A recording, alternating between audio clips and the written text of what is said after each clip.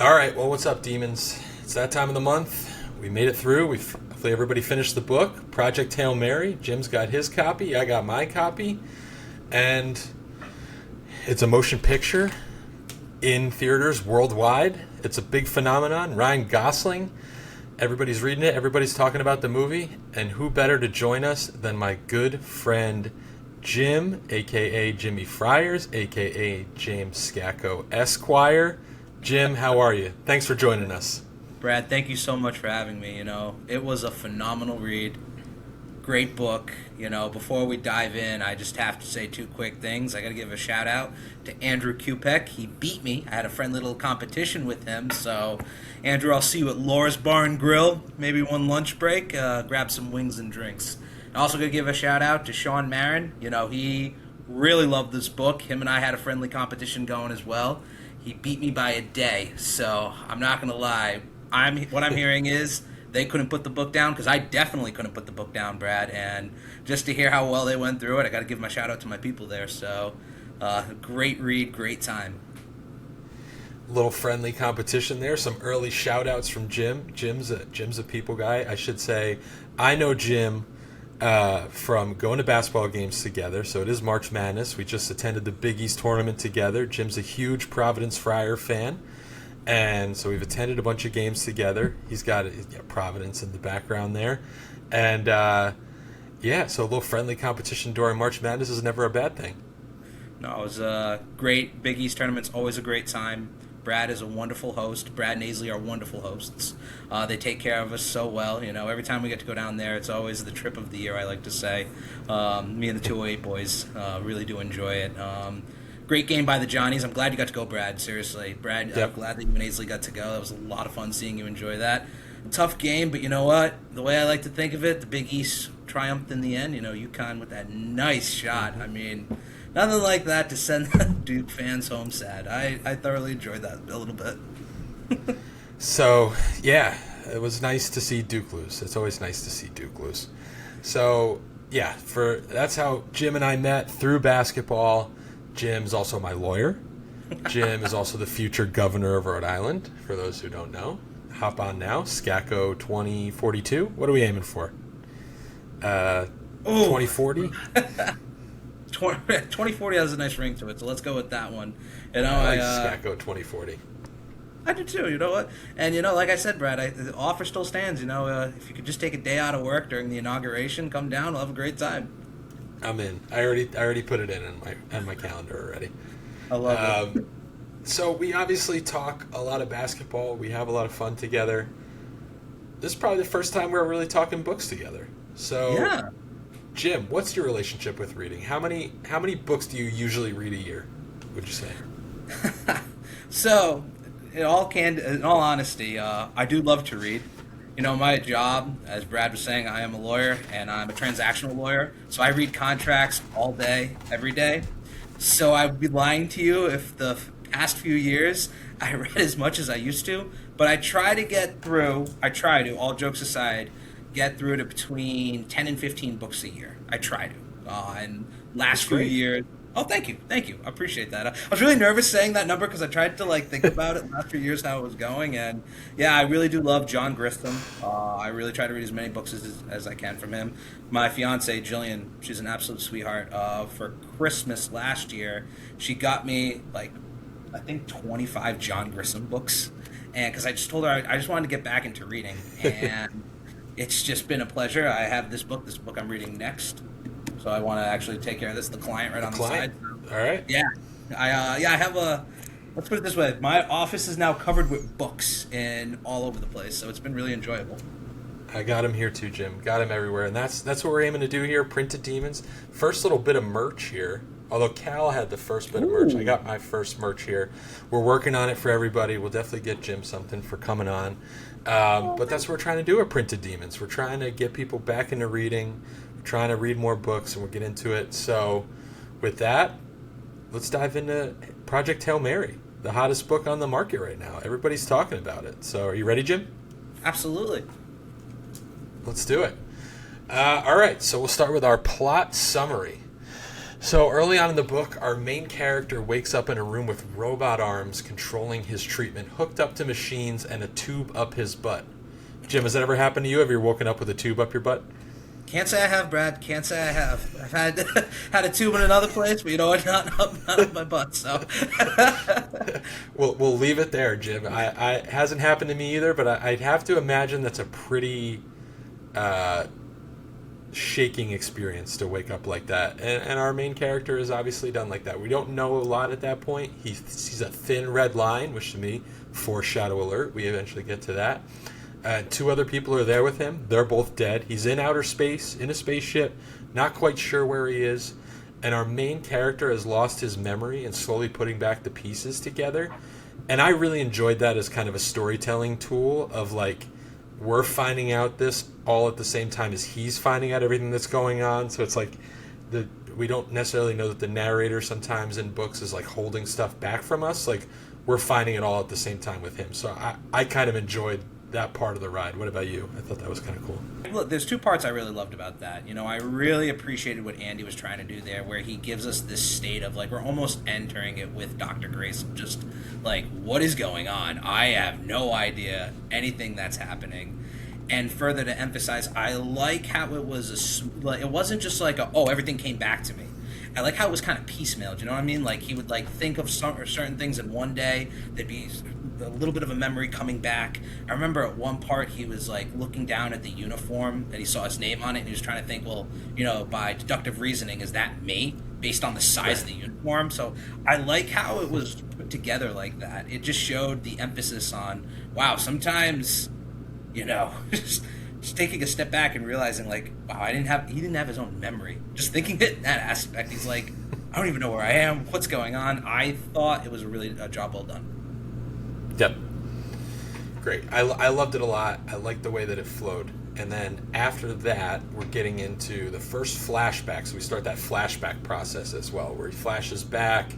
He's watching the news. He learns about the Petrova line and how it's stealing the sun's energy. And you find out, okay, this guy knows a lot about this. He's a scientist. I believe I watched it. He's a molecular biologist.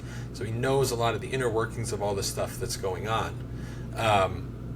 And then he starts to piece back some of those memories. He remembers who his dead partners are. He reflects on the secret project that he was part of and the discovery of astrophage, which is the big key word of the book, of this organism that is eating the sun's energy and is going to plunge the world into an ice age within the next 30 years. So we immediately have these high stakes. World's going to end. Astrophage is coming for us all. Jim, I got to ask, does astrophage feel like a lame way to you for the world to end? I always envision maybe it's an asteroid, nuclear war, big volcano, zombie apocalypse. Would you almost be let down if it was like, well, this little organism is just going to steal all the sun's energy and we're going to freeze to death? I don't know. What'd you feel about that as an end of the world scenario? Brad, you call a great point there, and I remember reading specifically. It's, he was trying to, I know this is jumping a little bit, so I apologize, but when he's telling it to his kids, because, he thought their parents would tell the kids what's going on, given the full extended ramifications of it, and they're just kind of sitting there blinking their eyes, and I kind of feel like, if you talk to today's world and you say, hey, that's how we're going to go out, I don't know if many people would believe you, and they'd be like, "Wait, that's not real. That's fake news. What are we talking about here? That's a load of crap. That's not true." I mean, I love dinosaurs, so if we could go out via a meteor, that'd be great. But I mean, if you told me there was a small organism that's gonna you want to go out with a meteor, so you're like your friends the dinosaurs, so you'll have something in common to talk about when you get to the afterlife. Is that what you're thinking, Jim? Oh, 100%. Like, if I could just, like, show up and just be riding like a T-Rex, like, just in the afterworld, I mean, that'd be great. That'd be great. I mean, 'cause that's what I thought would take us out, not not a small organism eating the sun and lowering the degree. It's interesting when you put it that way. It's just like, that's what's really going to take us out. Okay. Jim's on Team Meteor. All right. So as you mentioned, we learned Ryland is a teacher. He explains this to his students. Eva Stratt is the head bee in charge. She's running everything. She's a Dutch commander of Project Hail Mary. Absolutely no nonsense. Just get stuff done. She's out to save the world, and I feel like a good choice to have to do this, huh? And she seemed to step up to the plate right away. I call her BA for badass because she just like she just is like, all right, listen, see this piece of paper? This says I can do anything I want to make sure the human race survives. So we're gonna do that. I don't have any time for that. When we go into the next chapters too, I have to say I have this one part I love. I'll wait to it. I read it 5 times because I loved it so much, but it's just she's just a badass. She just made sure that shit got taken care of, and I was just like. I'm not gonna lie, I would be so intimidated by her just like walking and be like, she'd be like, if she said jump, I'd say how high, like, because I feel like that's what she just like commanded in the room. Yes, definitely. So we learn also that it's a suicide mission. He's not coming home from this, and he pieces this together as he's going here. And he was in a coma because they studied. I found this interesting. They studied that if they put people in space for too long, this was a Russian experiment they referenced in the book, that if to send people in space for 4 years at a time, they would just kill each other in a small, confined space. And you've had roommates before, Jim, or is that something you could attest to? I know. I think you're spending an undetermined amount of time with one person for 4 years. Now, you're going to be a married man soon. I'm a married man. Your fiance's lovely. My wife's lovely. We love spending time with them, so we won't draw any comparisons to that. But other people sometimes can get a bit on your nerves. I don't know. Maybe could you see spending 4 years nonstop with Andrew in a small room? Could our friend Andrew, would that work for you? Oh, I mean, we could talk Giants for hours with Andrew. 4 years in a small room with him. I mean, sounds like a present for me. I think he would go crazy having to deal with me talking all the time. But I will say this: you'll get a kick out of this. Pops, my father, as you know, I love him. My college roommate, who I'm blessed to say is a part of my groomsmen. My family used to call him Saint Francis. His name's Frankie. His name's Francis. They used to call him St. Francis because he had to live with me for 4 years in college. So it's like, imagine from his perspective, having to share a small space for 4 years. Yeah, I don't know. I mean, outside of Jillian, I don't know if I could do it with anybody because at one point, we've talked about everything and anything. Don't get me wrong, Brad. If it was you, I think I could do it. I could spend 4 years in a room with you, bud. Thanks, Jim. I appreciate it. In my head, I kind of envision if it was like me and you, or just some of the guys hanging out for 4 years, like how there's that joke online. It's just like guys sit around and just name random basketball players or baseball players from the night. Like I feel like that would just be us sitting there for 4 years. Like I don't know, T.J. Hushmanzada. I don't know, Emmett Holt. It's like we'll just name random people for 4 years. Oh yeah, no, I think without a question we could have every stat backwards and sideways of the best PC and St. John's teams ever to walk the planet. I think we could just 4 years of just talking about it. We could break it down in every category. Work our way through it. Yeah. All right. So diving back into it, we see a bright flash of light while we're staring at the Petrova line when he's now realizes he's by Tau Ceti, the star that they were going to search for, because this particular star system seemed resistant to astrophage. So we're trying to study it up. How can we harness what's going on here, bring it back to Earth, and make everything work out okay? And from there, it's on, baby. We see an alien ship pulls up next to him. We meet Rocky. We form this space vacuum tunnel system for kind of prison wall for them to communicate at first and keep their atmospheres okay with each other. And earlier in the book, we found out Grace was the first person to kill an alien when he killed one of the astrophage with a pinprick. Now he's the first person to meet an alien.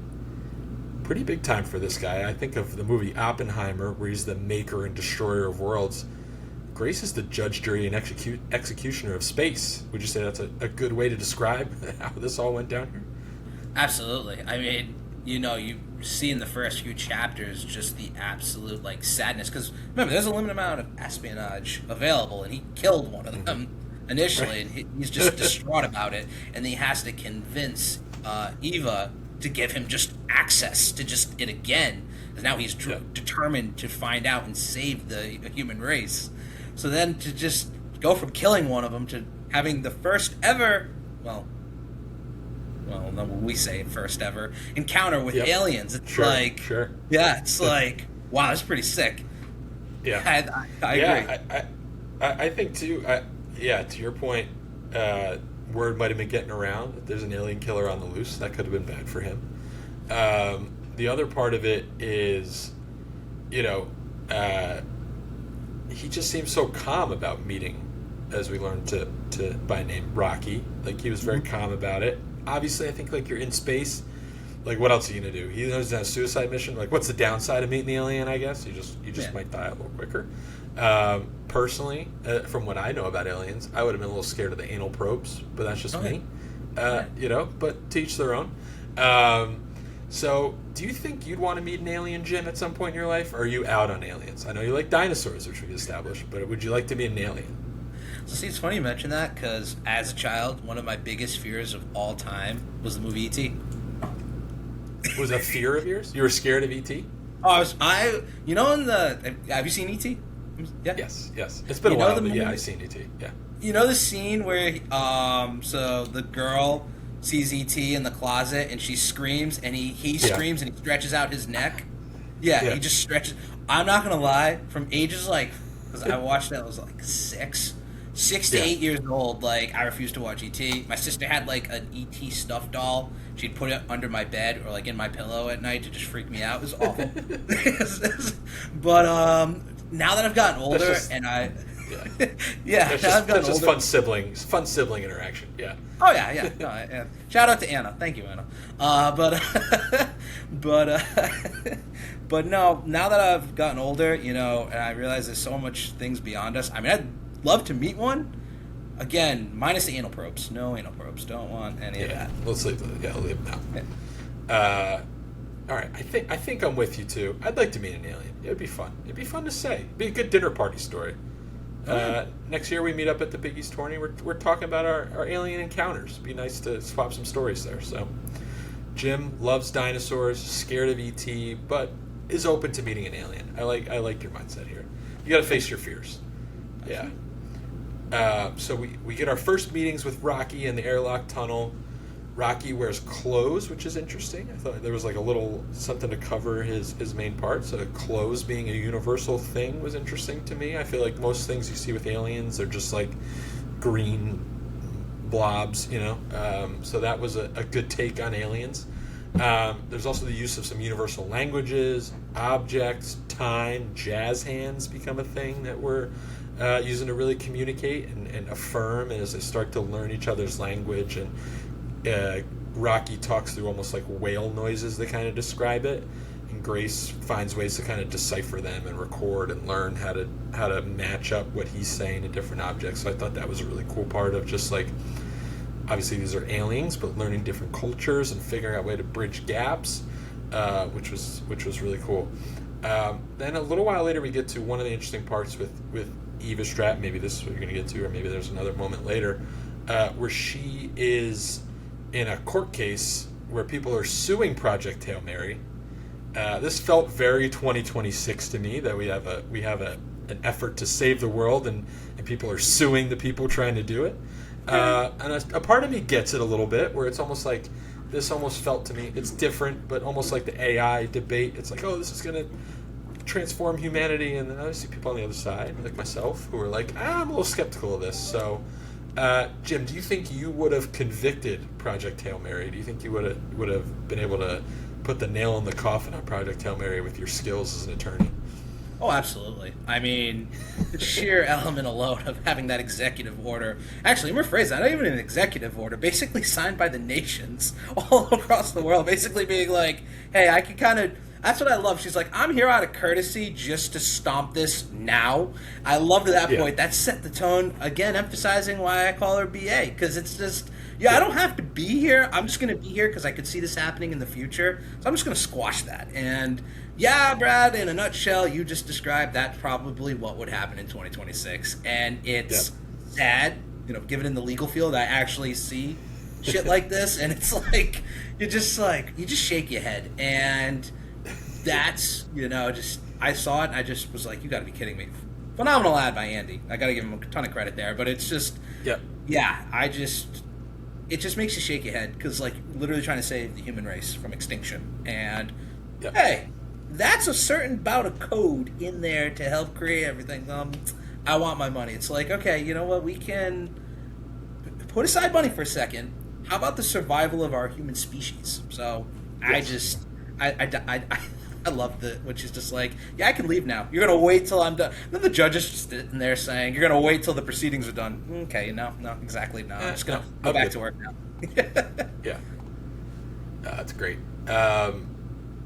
So for me, very 2026, it made me think of a lot of what I wrestled with in this book. And we'll take a little break from the plot summary at this point. We're about halfway through the book. And to me, what I wrestled with throughout this book, at times I think I like this part of it. At other times I think caused me some issues with the book, which I think we see in a lot of art today, which I think is hard of like, I didn't feel like it always captured what it's like to live in the world today. And I think there was some conversation around that. This one being the lawsuit, the other conversation around like the one projection of like, oh, we have 30 years to live through this with this ice age. But then Eva Stratt later in the book talks about, well, that's if like humanity works together.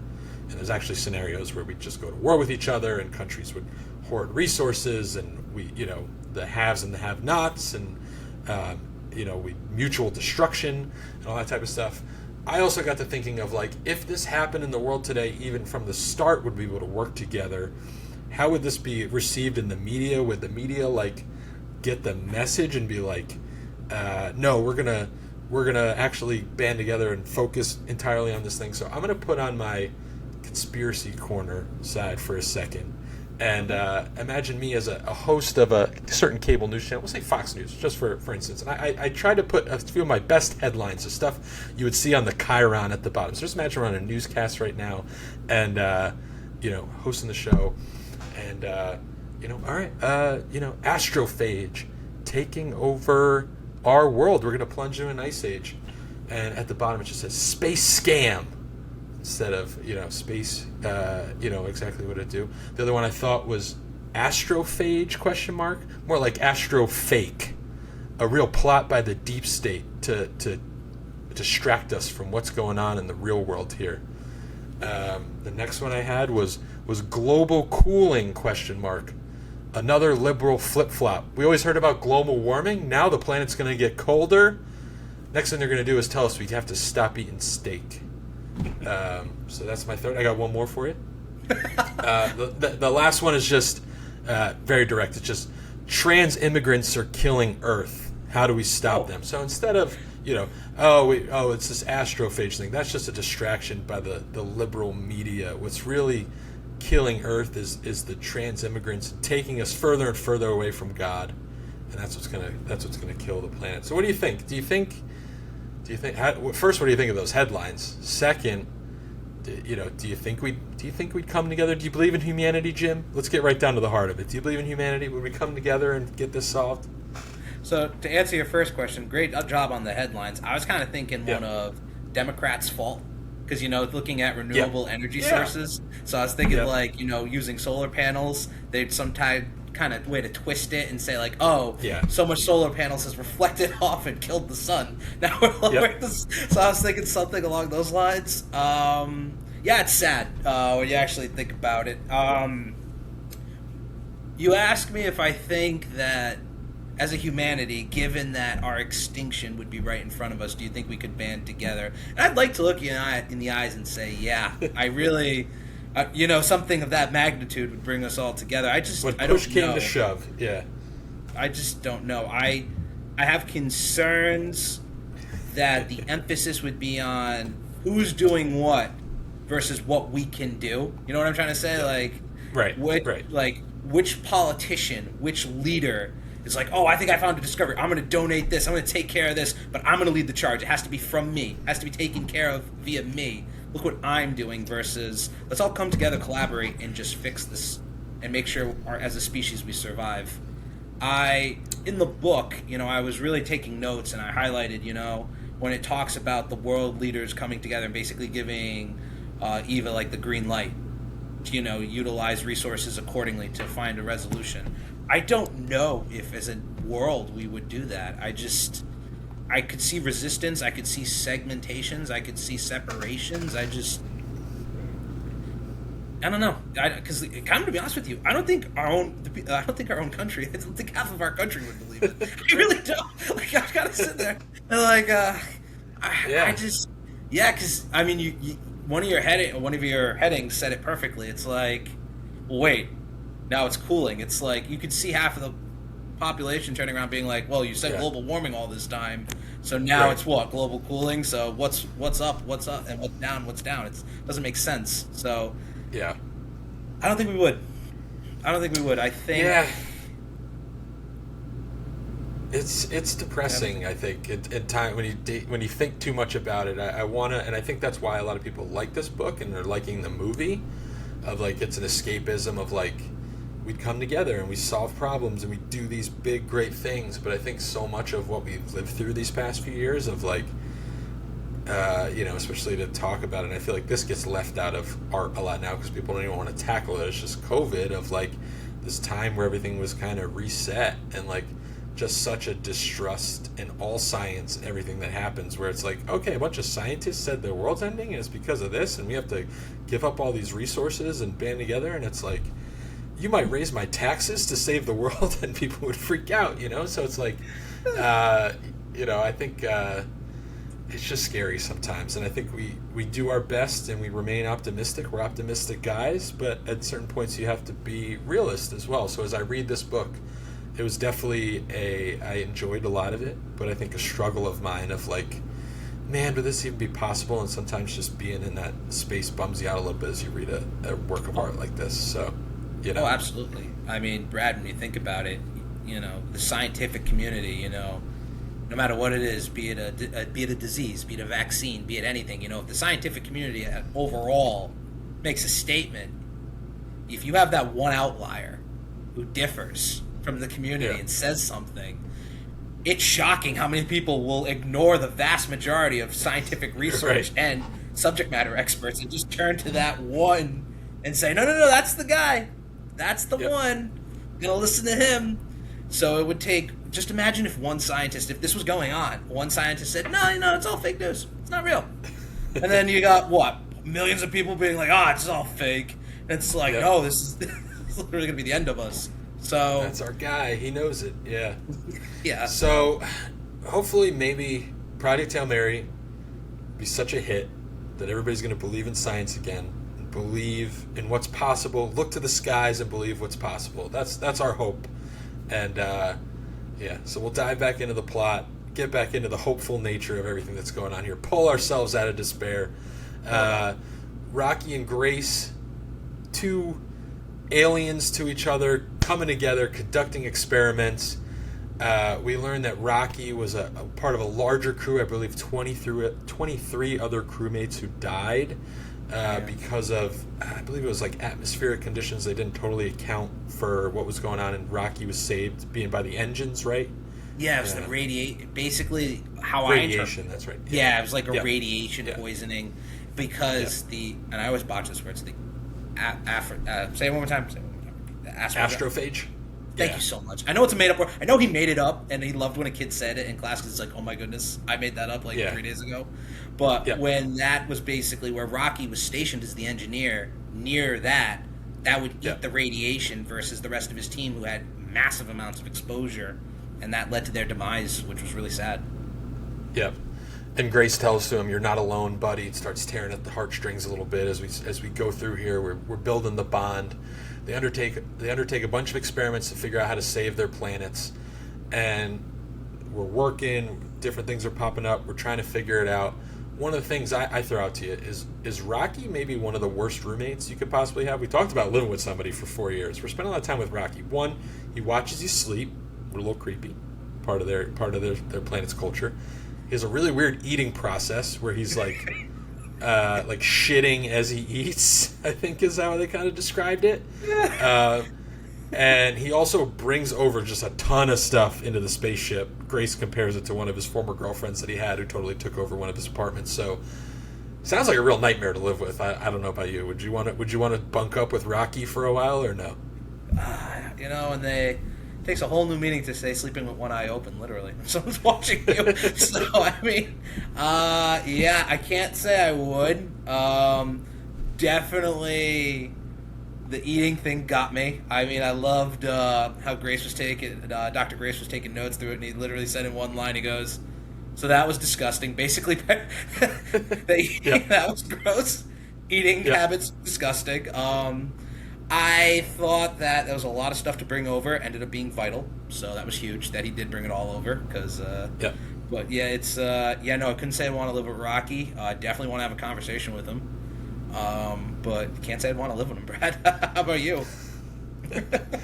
No, I think I'm out. Although heart of gold, Rocky's got a heart of gold. He's great to spend time with, and I think that ultimately maybe wins you over at the end of the day. You just get used to the sleep watching stuff. You're used to the eating. If he's a great hang, I feel like we all got friends like that. If they're a great hang, we can overlook some of the other stuff, So I don't know. I think jury's still out on our boy Rocky, so we'll figure it out. But all right, so we learned Rocky also has a ton of extra astrophage on his ship because his people didn't totally understand the theory of relativity and thought the travel would take longer than it would.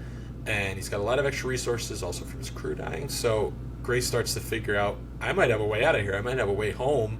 Yeah. Because I got a whole bunch of extra fuel now if I'm able to harness it from Rocky, who's engineer number one, the best engineer in the world of figuring anything out. Also another reason why I think he'd be a good roommate. Like literally anything that would break in your apartment, Rocky would have it fixed in like 10 minutes. It'd just be easy.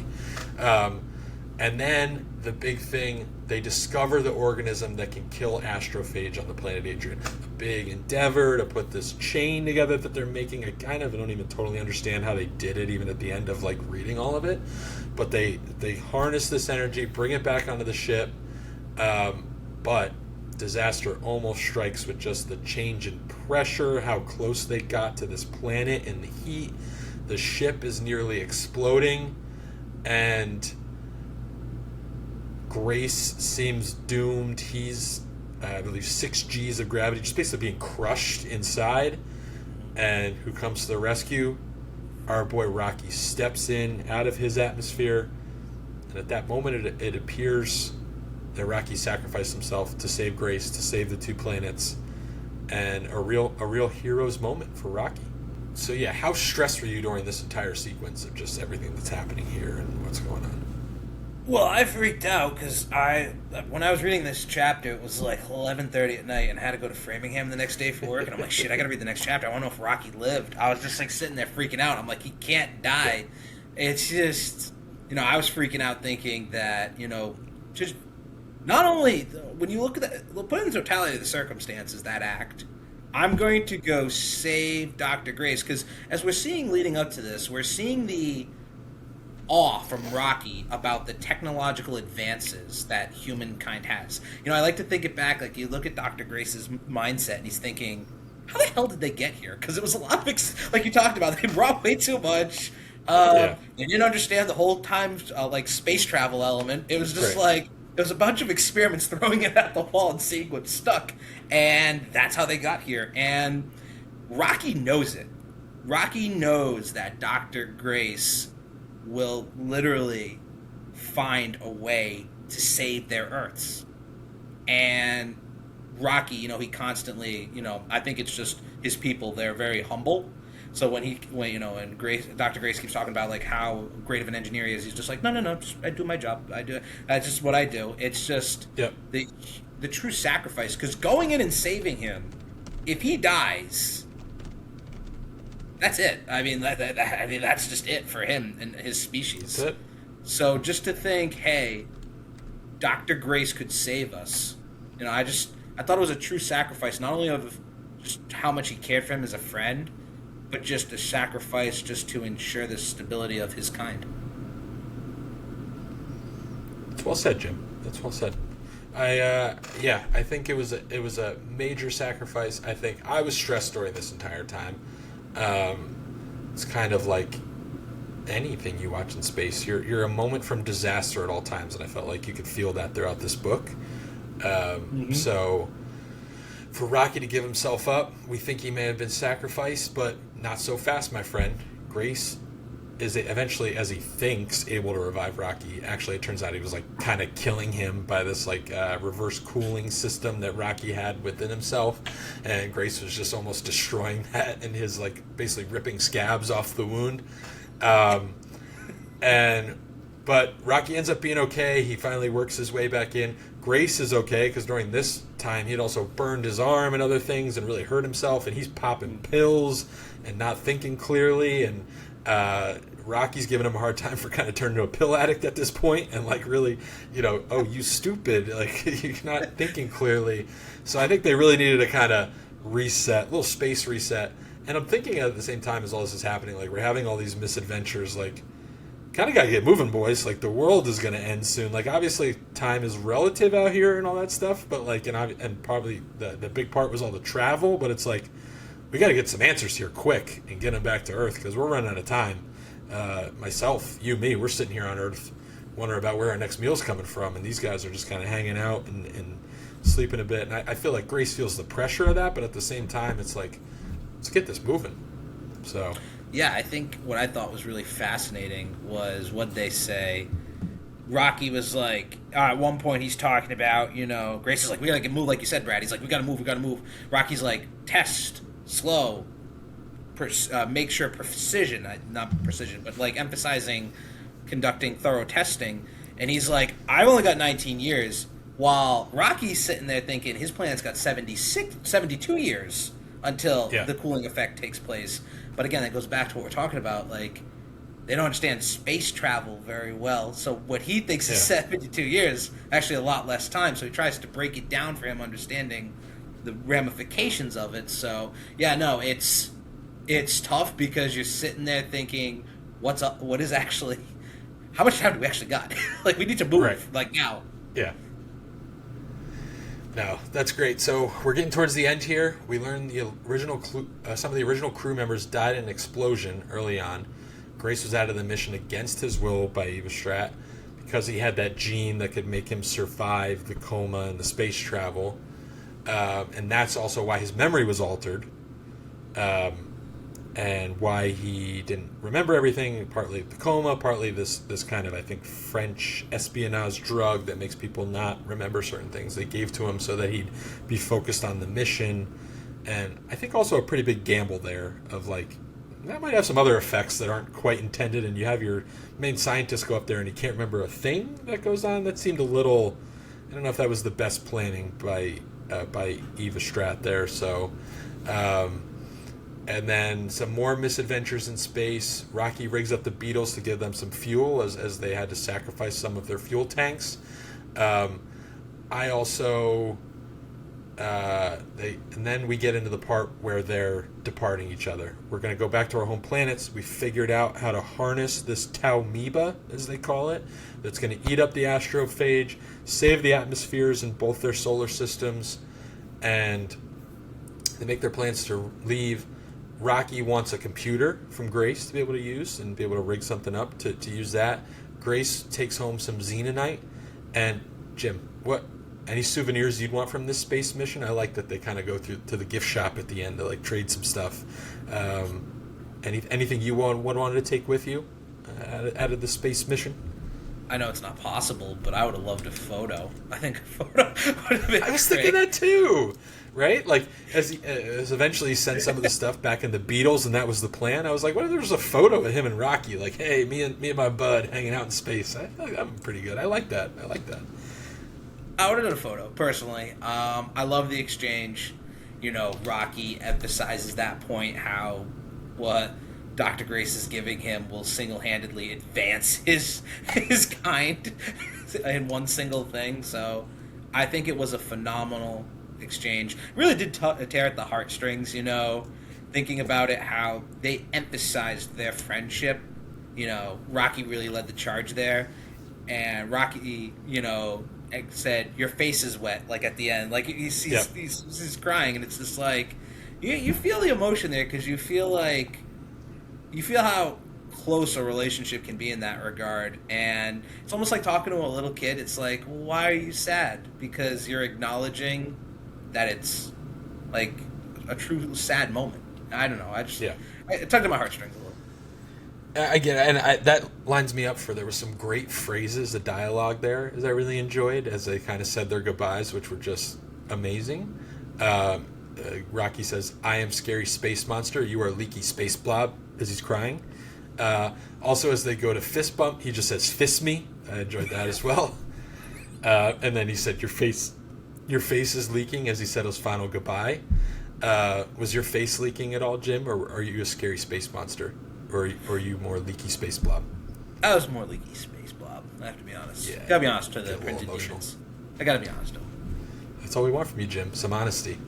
So as we wrap it up here, both are headed home, but Grace realizes that Talmiba can escape the Xenonite cases that they built. So he realizes Rocky's trip is doomed. He's got to make the decision. Do I head back to Earth, where I'm the hero, and I bring everything back?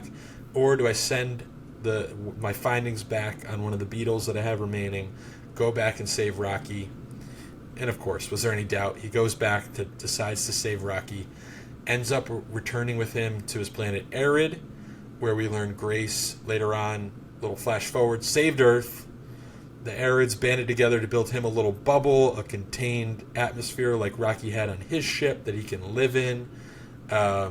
Apparently he's always in the dark, which I think would be a little bit of a weird experience. There's no real natural light for him, obviously, on this planet. They don't have eyes, as we learned earlier. And he ends up teaching small Iridian children. He gets back to his original calling, and we all live happily ever after on the planet of Arid. Jim, would you have headed home, or would you have stayed? How did you feel about the ending there? Well, first and foremost, I think you did the right thing, obviously saving Rocky. I mean, yep. It's like, that's no duh. I mean, not only did Rocky help you, like, save the human race, but also he saved your life. Let's not forget that. And so, I mean, I would have done the exact same thing. Definitely a learning curve. Dr. Grace now, living on a new planet in darkness. I think it just speaks to... I like the full circle element of going back to teaching. Can I sit here and say I wouldn't have tried to go back home? No, I would have tried to go back home. Let's think about it. We see so many times in the book, like, his emphasis that he didn't want to die. He didn't initially want to go. So now, to never see home again, it's... I can't say I would have been as calm as he was. I don't know how you feel, but I thought he handled it like a champ. Yeah, and also, I feel like, too, it might have factored in that spaceship he had was pretty beat up. I know Rocky seemed to, like, be able to do anything he wanted, but it seemed a little... That thing has seen better days by the time they were to the end of that. So, that's it. That's the plot summary of Project Hail Mary. I think we hit on some fun stuff. Again, I think I enjoyed the book. There were parts of it that... had me questioning certain things, maybe not great, but I just loved kind of the theatrical nature of all of it. You could tell, like, as you're reading it, this was going to be a movie. Andy Weir also wrote The Martian, another movie that was made with Matt Damon. I just think, like, you could tell in the way he sets up these big, grand scenes that, like, this is fit for the big screen, and now it's here on the big screen. So, getting into that, obviously, the launch of Project Hail Mary, we're going to talk about some of the best movie astronauts of all time. I got 5 of them, Jim. I'm going to have you blind rank them. You may not have seen all these movies, but you definitely know all the actors. You rank them 1 through 5, 1 being who's the most prototypical astronaut, the Neil Armstrong. If you were going to put the face on a poster, that guy oozes astronaut. And 5 being, all right, they did a good job, but maybe not the first person I'd sign up for the mission, okay? Okay. All right. So, number 1, we've got Tom Hanks in Apollo 13. Whew. 1 through 5, where would you slot him? 3. I'm going to say 3. Start off 3. Keep safe 3 spot. Yeah. Yep. Tom Hanks, just like a safe character. Yeah. I think that's a good place to start. Also, you're a lawyer. You're not going to take too many swings early, too many swings late. You're gonna play it safe. I like that. Matthew McConaughey in Interstellar. Where do you slot him? Oh God, that's such a good movie. Two. Two. Okay, you're saving a spot for one here. Yep. Gosling, Project Hail Mary. Oh damn it. Four. Four. All right. Yep. Sandra Bullock, Gravity. Oh shit, she was great. Damn it. Oh man, I'm like so nervous here because I'm hoping you're saying one person, and I'm really gearing this up. So I'm gonna put her at 5 just out of hope for this next. I know. Sexist, Jim. No, you put the woman astronaut at 5. No, I know, because I'm hoping that you're going to say this name, and if you don't, I'm going to look like such a jackass. So she's going to go 5. But I love her to death, and I loved the movie. Okay, all right. Who's your last one? All right. The internet's going to be asking some questions about you, Jim. You might get canceled for being a little sexist. We'll see. All right, the last one. I don't think this is who you're expecting, but last one, he automatically slots in your number one spot. Bruce Willis from Armageddon. Oil driller turned astronaut. He's your number one choice. Bruce Willis is Jim's ideal astronaut. I thought you were going to give me Matt Damon. I was like, wait. I figured you thought I was going the Matt Damon route, but no. A movie that's a favorite of mine in the space saving the world genre, Armageddon. Bruce Willis is number 1. McConaughey 2. Tom Hanks in Apollo 13 3, Gosling 4, and Sandra Bullock 5 from Gravity. And there's going to be people asking questions, Jim. Yeah, I'm getting canceled. I'm going to get canceled. Yeah. All right. Yeah. To the internet, I just want to say one thing. If you thought it was going to be Matt Damon, would you not save it for number 1? Man-made potatoes. Come on. Leave it in the comments. I'm definitely pulling this clip out separately. Leave it in the comments. Tell us what you think. Yep. I'm going to write my resignation now for work. I'll just take that after this. I'll toast you, Jim. So I did pick up a few space-themed beers before this. We're having some fun now. The plot's over. I'm going to let you pick which one I'm going to take as we hop into the pop quiz here. I picked up Penguins in Space, a KCBC beer. These are all pretty random. Flying Objects. Cosmic Kraken? Oh, that one. Cosmic Kraken or Hyperflight? You want me to go Cosmic Kraken? This is a cool bottle. Yeah, cool can. I love that bottle, too. Yeah. Another KCBC one, a Brooklyn brewery. This is a Pilsner, too. All the other ones were heavy IPAs, so you might be sparing me getting too drunk at the end of this podcast here, Jim. So I'll crack it open. Cheers to you. To you. As we get... Yeah, cheers to you. All right, so the pop quiz, a little bit of space trivia, a little bit of Project Hail Mary trivia. What were the 3 nationalities of the astronauts who were on Project Hail Mary? So, one was Russian, right? Dr. Grace was American. And their commander, wasn't he Japanese? It was a Japanese? Chinese. Okay, Chinese. Okay, Yeah, yep. You're definitely getting canceled, Jim. I know. Yeah, I'm definitely getting canceled. It's not gonna go well. The Russian astronaut. Mm-hmm. How did she want to die? They all got to pick which method of suicide. What'd you say? Heroin.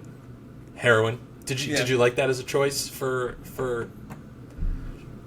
I loved her logic. It's like I was good my whole life. I was good my whole life. What did she say in the book? Limited sex. I'm like, oh, okay.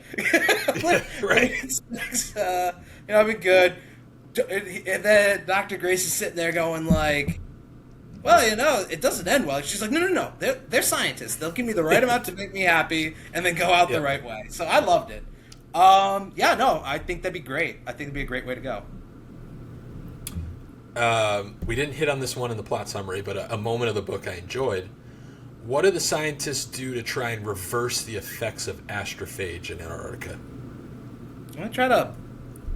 Didn't they try to blow? If I'm remembering, didn't they try to blow it up or something like that? Didn't they try to? Yeah, they dropped a bunch of nuclear bombs on Antarctica to break up and raise the sea level and warm the planet a little bit to offset the effects. I thought that was a pretty one. They also did the to farm the astrophage basically paved over the Sahara with the Yeah. mirrors to bring. Yeah, that was interesting as well to speed up how they did it. That was some interesting science. I think also might have had a bit of conspiracy corner elements to both of those that people might not have been so psyched about. Gotta get to that $10 trillion mark somehow. Exactly. What's the name of Rocky's ship? I think you should get this one. Was it Blimpy? A Blimpy or something? Was that? Remember Blimpy? Blippe. Blippe. Yeah. Blippe. Yeah. Yep. And final question. I'll give a big chug if you get this one right. Not necessarily Project Hail Mary trivia. What's the 7th planet from the sun? Oh shit.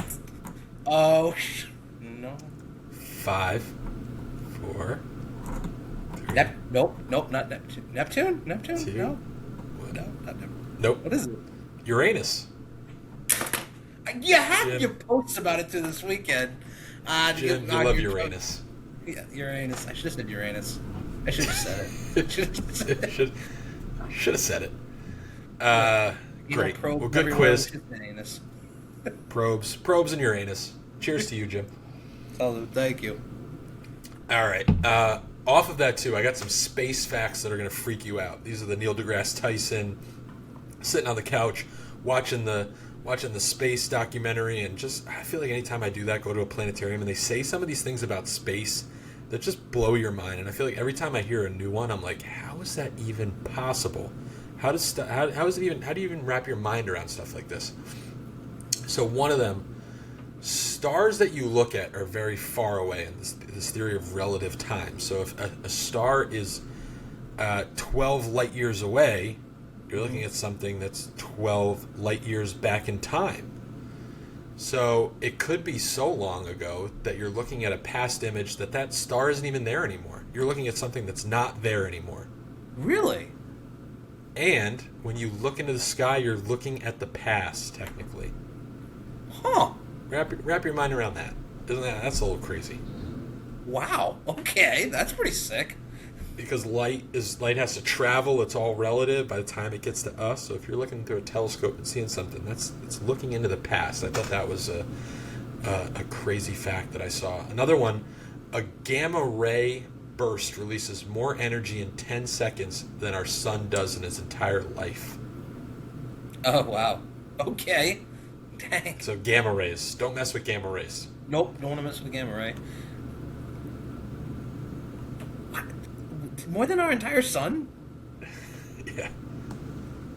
What? Okay. A gamma ray burst. I don't know. That was one I read. Another one, Saturn can float in water. If you were to put Saturn into a giant pool, it would float because it's made completely of hydrogen and helium. This giant, one of our biggest planets, would just float if you dropped it in a giant pool based on the density of it. I thought that was crazy. That's pretty sick. Okay. Yeah, so we just got to get a pool big enough to put Saturn into. I mean, I was thinking that myself. Milky Way contains our galaxy contains between 100 and 400 million stars. Some galaxies can contain up to 100 trillion stars. 100 trillion, Jim. Oh my god. That's nuts. Okay, alright, that's... Try counting all those. Yeah. Alright, these two I think are the two craziest that I found online. These really blow my mind. This is like, you're into smoking some good shit when you try to wrap your mind around these. A conservative estimate for the number of planets in the known universe is around 2 septillion.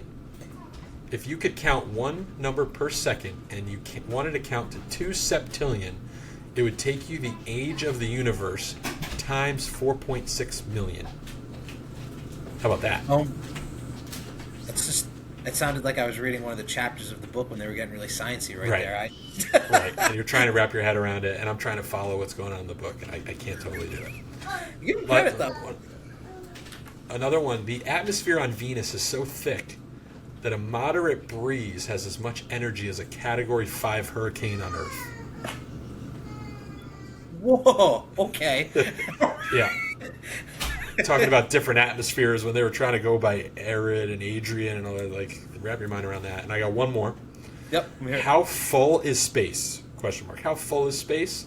If you made a building to try and scale this out of just how big space is, these are always the ones that blow my mind. Also, that like space is constantly expanding.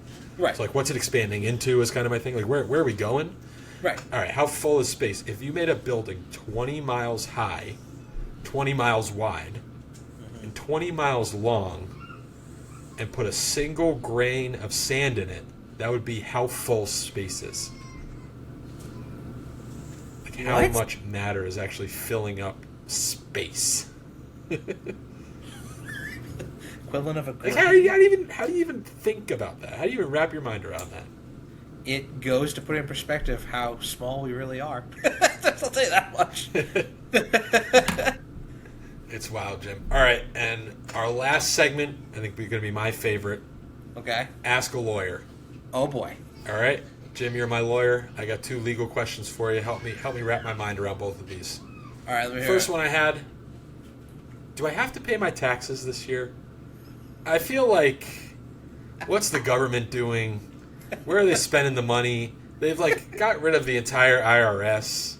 Like, if I don't pay it, who's going to find out? There's plenty of other bigger fish to fry. Do I have to pay my taxes? Do I have to file my taxes? What do you think? It's tax season. Well, as my lawyer, what's your legal advice there? I would legally say, with the tax season around the corner, yeah, I would. Just because, I mean, you know, in theory, it's a great concept. How it's been implemented, well, yeah. It's Right, like I believe in it. I believe in paying my taxes. And I thought about it too. Maybe I'll pay my New York taxes. Like I like what's going on here, what they're doing in the city. My federal taxes, we'll see. If I get a refund, yeah, they can send me money back, sure. But if I do the calculations and I owe some money, maybe we'll just skip this year. Then you're gonna say no. Let's not do that. Yeah, I would say no. Let's not. Brad, Okay. I love you too much. I don't want anything happening to you. All right. And I got one other one for you. I was thinking about this one as we've been known to hang out, have some fun together. If you and I were to commit a crime together, Yep. is that attorney-client privilege? Like if we did a bank heist together, could I be convicted for that? Because technically that's attorney-client privilege, anything I've said to you. Well, I hate saying this to you. It technically isn't because I helped continue or facilitate a crime. So I basically we're fucked. That's a long story short. All right. So I'll rethink the plans on the bank heist with you. Well, it depends what bank we're going after. I mean, let's All right. We'll talk. We'll talk. We'll talk. And I think, and it reminds me of the last one, which I think we've discussed before. Can I sue Dan Hurley? I mean, for intentional infliction of emotional distress. Yep. I'm thinking, yeah. I mean, that headbutt though, that symmetry right there. That was like a gaze into your eyes that you give to your Valentine's date right there. That was just the pure intensity. Just looking there. Yeah, well, let's sue him. Let's get him. Let's go. Let's sue. All right, slam dunk case. I got you in my corner. That's great. All right, Jim, this has been fun. My last question for you. What will stick with you the longest about this book? What's the thing you're going to take away and be thinking about Project Hail Mary for the next few weeks? You know, throughout this book, I got really excited when you'd see just the simple correspondences between Rocky and Dr. Grace. I loved it. I honestly think, I know they couldn't because they had so much to put in this book, I wish we could have just explored just like 10, 15 chapters of just like Rocky's world, because Andy did a phenomenal job.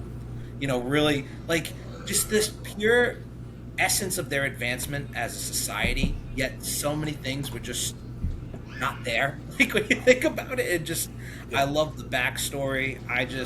What's going to stick with me is the pure friendship and bond that they made. I really admired that, and I think it just goes to show you that if we do, for a minute, realize, no matter how different we are, we can come together and do amazing things. I think it's something the whole world should take on and capture, to be honest with you. I love it. I love it, Jim. First off, separate from that, I love that you call him Andy. You guys are on first name basis. You guys are buds. I like that. You and Andy Weir, the author. Yeah. Second, I'm with you. For me, it's the same thing that'll stick through. It's the friendship between Grace and Rocky. That's going to stick with me. I loved what the two of them had. I think that's the basis of the book. I think all the science and the like I said, the grand nature of everything is something that sticks out. But really, what's at the heart of it is these two guys, and I think just a lesson we can all take away, whether it's a real alien, somebody who has a different background than you, somebody who's got different stuff going on in their life, somebody who may look different than you, talk a different language than you, like these two did. We can all learn a lot from each other, and we can all be kinder to each other. We can all be good to each other. We can all take care of each other. And at the end of the day, whether it's a meteor or astrophage, something's coming for us in this world, and all we got is each other, man. All we got is each other. And I appreciate having you as a good friend. I appreciate you coming on as a guest. Project Hail Mary. I hope everybody enjoyed it. It's a lot of fun. Second month of Printed Demons Book Club. What better way to do it than with my buddy Jimmy Friars, James Scacco Esquire, my good friend Jim. Thank you for joining us, Jim. I appreciate it. Printed Demons, we'll see you in April with the next book selection. Stay tuned. Thank you so much, Brad. I really appreciate it.